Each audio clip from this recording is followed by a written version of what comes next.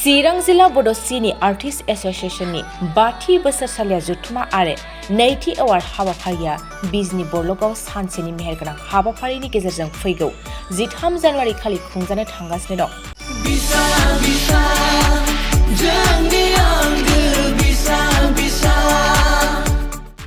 बे हाबाफारियाव फुंनि फिरफिला बिरहोनायनिफ्राय लानानै गासै सानसेनि हाबाफारियाव चिरां जिल्लानि सिङाव थानाय गासै महरगिरिफोरजों लोगोसे बायजोनि महरगिरिफ्राबो बाहागो लागोन। सानसेनि बे हाबाफारियाव एवार्ड राननाय हाबाफारिबो लाफानाय जादों आरो बे जोबथा हाबाफारियाव मिउजिक भिडिअ आरो शर्ट भिडिअ मोननै बाहागोआव बान्था होगोन। बेनिनो मिउजिक भिडिअआव गासै मोनजिनै केटेगरियाव बान्था गथायगोन आरो शर्ट भिडिअआव गासै 15था केटेगरियाव बान्था गथायगोन होनना फोरमायदों बिथां निफु बसुमतारिया। बिथां निफु बसुमतारिया फोरमायबावदों मिउजिक भिडिअ आरो शर्ट भिडिअ मोननैबो केटेगरियाव साथाम बिजाथिफोरा मुं हरदों होनना फोरमायदों। बे हाबाफारिनि सायाव बिथां निफु बसुमतारिनि खुगानिफ्रायबो आबुङै खोनासंदो।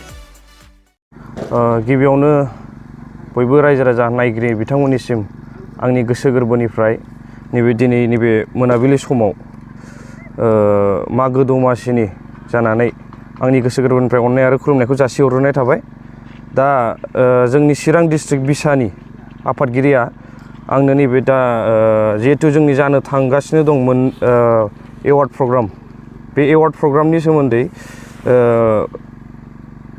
बेस्ट मिउजिक भिडिअ आरो बेस्ट शर्ट मुभि मोननै केटेगरियाव जोंना प्राइज डिस्ट्रिबिउसन खालामनाय जागोन नालाय, दा बेनि नमिनियाव जाय गोलैदों मैया नायबिजिरनानै जाय नमिनियाव गोलैदों बेखौ आंनो फरायनानै होलांनो थाखाय बिथोन होनायलाय आङो फरायथिनो थाखाय आखायाव लानाय बेस्ट मिउजिक भिडिअ बेवहाय जाय मोनबेसे केटेगरि दं आं बेखौ फरायथिनानैल' होलांसै, ओमफ्राय केटेगरि हिसाबै नमिनियाव जाय गोलैदों बेखौ स्क्रिनाव होनाय जासिगोन।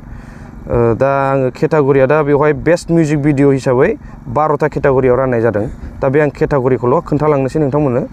गिबियावनो दं बेस्ट मिउजिक भिडिअ, ओमफ्राय बेनि उनाव दं नैथियाव बेस्ट एक्टर मेल, बेनि उनाव best actress female, best actor female जानांगौनि हिसाबाव, बेस्ट डाइरेक्टर एन्ड करिय'ग्राफार, ओमफ्राय बेनि उनाव बेस्ट सिंगार फिमेल, बेस्ट सिंगार मेल, बेस्ट लिरिसिस्ट, बेनि उनाव बेस्ट एडिटर, बेनि उनाव best makeup artist, best costume, best music director and लास्टआव बेस्ट सिनेमाट'ग्राफार।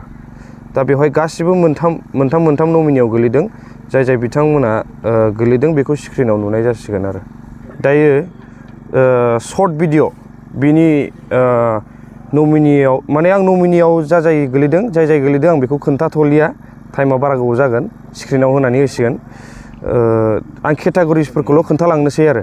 केटेगरिसआव दा 15था बाहागोआव राननाय जादों, आं केटेगरिसखौल' खोन्थालांसै। गिबियावनो दं बेस्ट एक्टर फिमेल, बेवहाय मोनथाम नमिनियाव गोलैदों दायो, बेखौ आं स्क्रिनाव होना होसिगोन।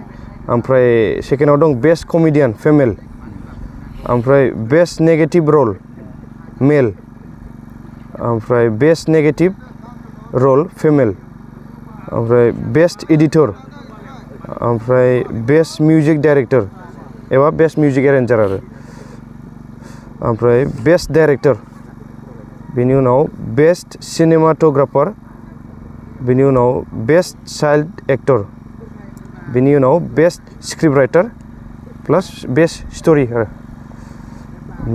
बेनि उनाव बेस्ट कमेडियान मेल, बेस्ट कस्टिउम, बेनि उनाव बेस्ट मेकआप आर्टिस्ट, बेनि उनाव बेस्ट शर्ट फिल्म आरो, ओमफ्राय बेनि उनाव बेस्ट एक्टर मेल।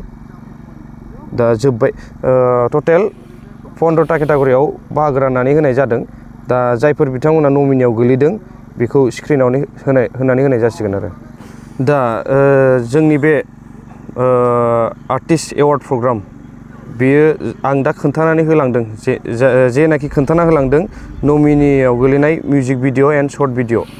बेवहाय जाय बिथांमोना आर्टिस्ट बिथांमोना नमिनियाव गोलैदों बिथांमोनखौ आं बे जोंनि जानो गोनां फैगौ 13 जानुवारि बेवहाय भेन्युआ जाहैबाय बर'ल बिजनि चिरां डिस्ट्रिक्टनि, बेवहाय बयबो बिथांमोनखौ लैहोर फैनानै जोंनि प्रग्रामखौ मेहेरगोनां खालामफैगोन आरो बयबो रायजो राजा बिथांमोनाबो जोंजों लोगोसे बाहागो लाफैगोन होननानै आं बेखौ आसा खालामनाय थाबाय। Good news for everyone. For the academic year 2024-2025, admissions to playgroup, nursery, LKG and UKG are underway at Vidyavili Kids School in Habubari, Kokrajhar. This Vidyavili Kids School has many facilities for students like smart class and daycare, indoor, outdoor game, art and craft workshop, playful learning, environment and dance room, modern teaching aids, audio visual room, good teachers, student one-on-one training on one language and speech development, experienced teachers, green knowledge. Why are you waiting for the admission? Call 6900 304050 for more details.